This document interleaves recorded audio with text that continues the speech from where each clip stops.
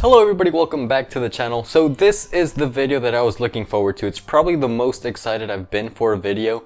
It's something that I love doing, I do it for fun, and now I'm finally going to be able to do it in a video. So before I begin, I just have two little announcements. First of all, I'd like to thank Blue Hood for supporting the channel. He was actually the first person to comment on my previous video. He hit me with the first comment on the video. I don't know if that makes sense.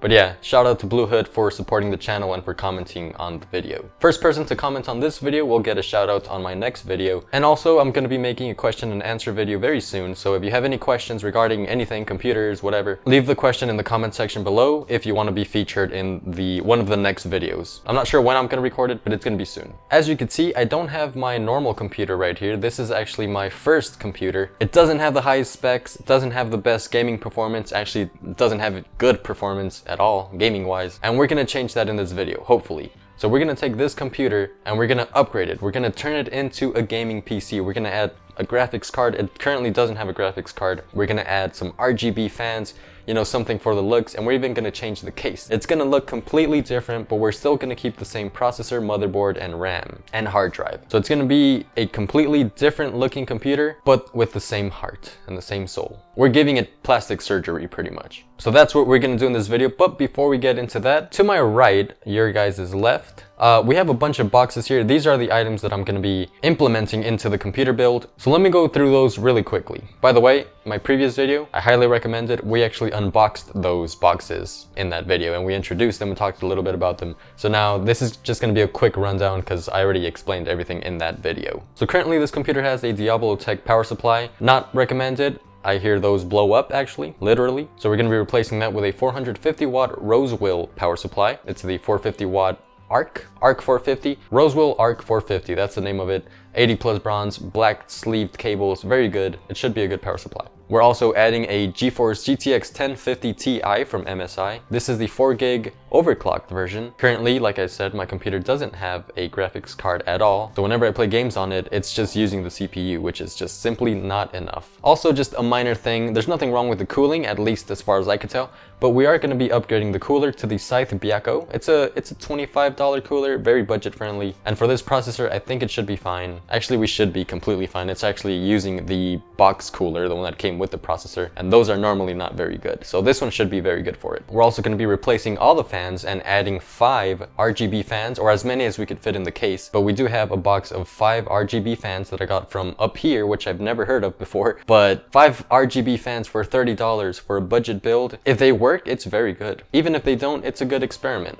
Who knows? And also the biggest case right here, that is the Cooler Master Q300L. We're going to be replacing the case completely. So this that you see right here is going to be completely different. This one has a side panel. It's the same size and height and width and stuff like that. But it has the side panel. It has more space for fans, more airflow, and it looks really good. So you guys will see that in a little bit. We also have some peripherals. We have a gaming keyboard from Ombar. We have a $12 gaming mouse from EasySMX. A $30 gaming headset from EasySMX, and also a controller from EasySMX. $15 I think for the controller, or maybe a little bit less. EasySMX actually makes some really good budget-friendly products for gaming. Everything's going to be linked down below. They'll be linked down below, as well as links for every other product you see in this video. My current PC specifications, the processor is the AMD A10 7700K. The motherboard, I forget which one it is exactly. It'll be linked down below. It's the Gigabit, I'm not even sure completely. I'll have a picture on screen or something in the description down below as well. The case currently is the Rosewell Ranger M. It has a 1TB Western Digital hard drive. It actually still has a DVD drive, which I think we're gonna discard completely because the new case doesn't have space for a drive. And it has one blue fan in the front and one little fan in the back. The fan in the back doesn't even work. You actually have to spin it first and then it'll continue on its own. The one in the front still works, but I'm not sure how it performs. It's probably gonna be something similar to the new fan that I'm implementing, but those have RGB, so I'm going to be replacing that one as well. The case does come with one fan in the back, but I think I'm going to replace that one and put an RGB one instead because RGB improves performance by 150% if you guys didn't know that. I'm kidding, don't take my word seriously. Alright, final thing before we begin the actual transformation part. Gaming on this computer, it's a really bad experience. I have Fortnite, Apex Legends, Far Cry 4, 3, and 5. We're gonna test them in the lowest settings. Well, actually currently right now with no graphics card and how I've been playing before I got my current computer. You have to play the games at like the lowest resolution, everything, every setting at the lowest, any resolution below 720. Because as soon as you get to 720 and higher, you're gonna have a bad time. Even if you go below to like 480p, you're lucky if you're getting 30 frames per second. Even with older games like Far Cry 3 that came out in like 2011 or 2010, something like that, that game still has to be at the lowest settings, and even then, it doesn't even run completely smooth. With that said, leave a like down below, and let's get into the actual transformation video.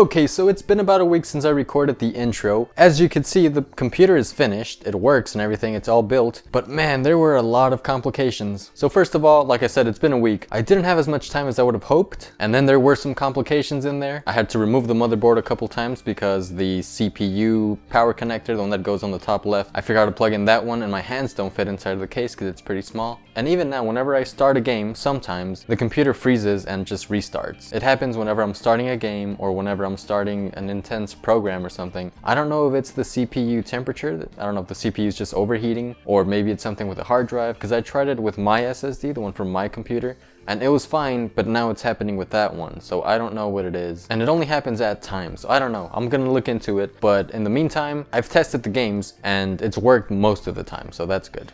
A few moments later. Okay, right now I turned it on. I'm just getting ready to record. It's gonna be in the background.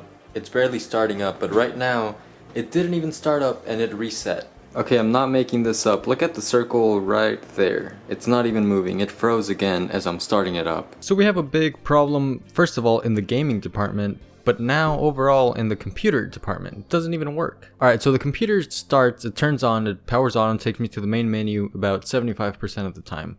But times like right now, it doesn't even start. This time it reset before it even started. And although I did get to test the games, every time I try to play them now to record the footage of them, it doesn't let me anymore. So whenever I start up Far Cry, Fortnite, anything, sometimes it resets as the game is starting up. Sometimes it takes me to the main menu and then resets, or just freezes and shuts down. And sometimes it lets me think that I'm going to be able to play it. So it takes me to the game, lets me play for like 30 seconds and then freezes. So I did test the games, but now I just can't play them. So I can't record the footage of them. I have tried reseating the graphics card, the RAM, unplugging and replugging the power supply, everything like that. I also uninstalled the drivers using the DDU software, display driver uninstaller, and then making a clean install of the new drivers, just in case there's anything wrong with the other ones. I completely reset the computer, I wiped it, started from scratch, re-downloaded the games, same thing keeps on happening. I don't know what to do now. Is it the actual graphics card that has a problem? Do I need to take that one out, return it, and buy another one? Is there something wrong with another component, the motherboard? Maybe it's the PCI Express slot? Tell me if you've encountered a problem like this and if you ended up fixing it. Also, please give me any tips, because right now I don't know what to do. This video's already been delayed a lot, and if I try to fix it, it's going to be delayed for at least another week, because I don't know when I could fix it, and then I don't know when I could actually record the results after I fixed it, and then I still have to edit it. So, but like I said, I did test the games before and they did work for a little bit, and I do have some results, but I don't have any gameplay to show you from this computer. So let's analyze it. Let's start off with the looks. So the fans from up here, there's two in the front, two on top, and one in the back. As you can see, they're pretty vibrant. They're really good in terms of color. They do come with a little remote and you can change the colors. They're all in sync. You can't really customize each one. So they're all gonna display the same color, the same effect, and they're all connected to the same hub. I placed it on the back of the case, hidden, because then the cables would have been too hectic in the front, and I don't want that. I want all the cables to be as hidden as possible. Airflow seems to be good, and the RGB is very good. As you can see by the CPU cooler, it's not how I would normally orientate it. So in a previous video, I was looking at a computer on, I think, OfferUp, and I mentioned something about the cooler, because the fan was facing up, the cooler was vertical. Normally you see it horizontal facing the back, the fan facing the back. But with an AMD processor and the processor cooler bracket, for some reason it has to be facing upward. I don't know why. I preferred facing the back, but it is what it is. And probably for one of the biggest noticeable differences between the older version of this computer and newer version is the power supply. The old power supply was gray, it had a blue tag on it, and all the cables were just mustard colored, you know, red and yellow ketchup mustard cables. This one is completely black. It does have like a brown tag with some brown text, but it's not really a big deal. All the cables are black, they're all sleeved, and it looks really good. You don't see any cables standing out, whereas with the other version, the older version of this computer, they were like the main focus of the computer. You could see them right away. So that's a very good change. So this case is pretty small, but it is very spacious. For the components I have here, as you can see, the whole right side of the front is pretty much empty. The motherboard, the GPU, they don't take that much space. It is a micro ATX build, and everything fits in nicely. There's enough room for cable management on the back. However, I feel like I could have done a little bit better of a job with cable management, but like I said, there were many complications and I just didn't have enough time to really focus in on the cables. But I did the best I could, and I think it looks good so far. The side panel closes well, none of the cables are in the way, and I think it looks like a solid build. There is room on this cooler for like a 120mm AIO, or a 240mm AIO, a full-size one on top or in the front. Even two like 140mm fans in the front. I put 120mm fans and there's still a lot of space, so I could have done a lot more with that. But these fans, RGB, 5 fans for $30, you can't really beat it. And the acrylic side panel, I'm not sure how it's gonna hold up over time in terms of scratches. I've heard that these side panels do tend to scratch easily, so I don't know. I might leave the plastic wrap on for a little bit, see how it holds up. So yeah, the acrylic side panel does not feel the most premium, but it looks good and it's not bad. And the GPU, of course. This item is probably the only one that wasn't in the previous build. The case was replaced, the power supply was replaced. The GPU is completely new to the build. It's the GTX 1050 Ti from MSI. It's the OC. It's the overclocked version. 4 gigs. It looks good and it runs very well. And from what I could tell, there's no noise coming from it. It's very silent. Let's talk about gaming for a little bit. Of course, this is probably the main reason for this upgrade. Really, I only needed to add the graphics card to make it capable of playing games, but I wanted to make a whole, transformation video on it, and the PC looks great.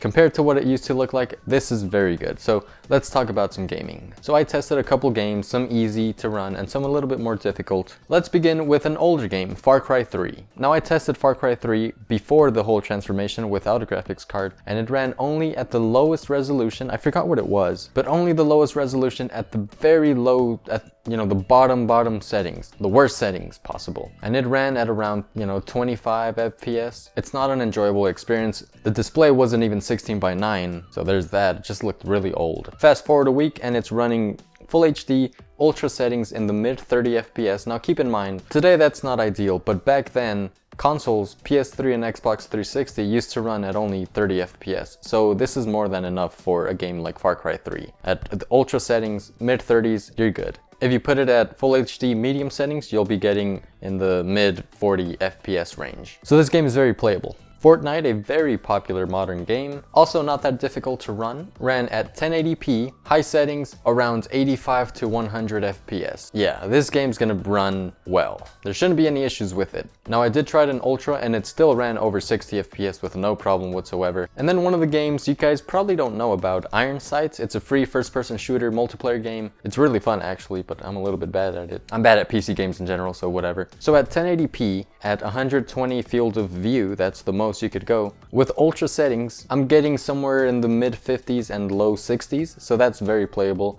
You shouldn't be dipping down anywhere lower than 55 or something. If you put it in high settings, then you should be getting over 60 FPS the whole time. You shouldn't really dip lower than 60. So Iron Sight plays very well. I also played a little bit of Apex Legends in high settings, and I got well over 60 FPS all the time.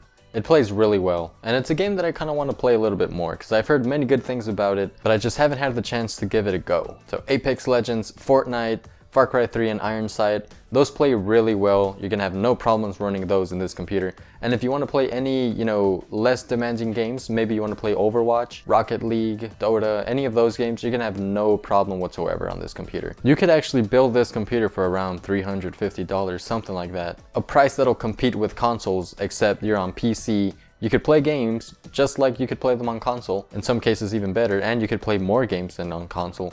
And you could also browse the web, do your homework, do whatever. That's the benefit of having a PC over a console. You could do anything you want virtually. So I also tested Ghost Recon Wildlands in high settings, and although it wasn't at 60 FPS, it's playable. There's no problem with it. If you're playing the campaign, you should have no problem playing in high. However, if you do want to get over 60 FPS, you might have to change it to medium settings and toggle a little bit. But getting 60 FPS is definitely manageable. And that's a very demanding game graphically, so even on my 1070, running on ultra settings, I don't get over 60 FPS. I have to run it at like very high, and I'll get around 60 to 70. So for a computer like this one, once again, the Ghost Recon Wildlands plays very well. This is a very capable computer. Man, I think that's it for this video. So it was a very long video, both in terms of video length and how long it took me to record it. I mean, it's been like 2 weeks or something. All that stuff took forever, so I would appreciate it if you left a like, hit that subscribe button down below. We're already at like 5,500 subscribers. Man, that's crazy. So show the video, show the channel some love. I'd appreciate it very much. And tell me in the comment section below if you want to see more of these videos, because I enjoy doing like stuff on the computer, building, modifying, anything like that. I enjoy doing it a lot, but I don't always have the resources to do it, and that's where you guys come in. So hit the subscribe button, share the video, like, leave a comment, and I'll be sure to make more of these videos. So thank you guys for watching. I'll see you in the next one.